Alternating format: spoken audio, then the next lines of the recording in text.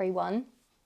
I don't know if you remember, but last Sunday we sang our new song again called Flowers and the Birds. And I wonder if you're curious about where the inspiration for that song came from. Well, it came from a story in the Bible, and it was actually Jesus who taught us all about the birds and the flowers and why that means we do not need to worry.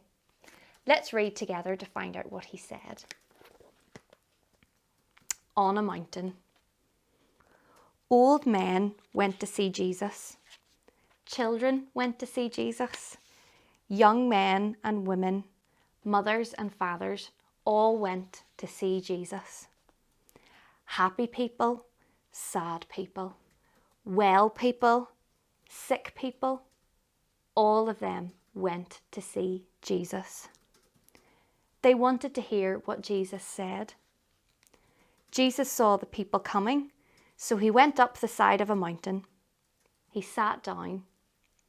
Look at the birds, he said. Do they have barns where they keep their food? No, God feeds them. And look at the flowers. They do not work. They do not make clothes to wear, but God dresses them in clothes more beautiful than a king's. You are more important than birds. You are more important than flowers. So do not worry. If God takes care of them, he will also take care of you.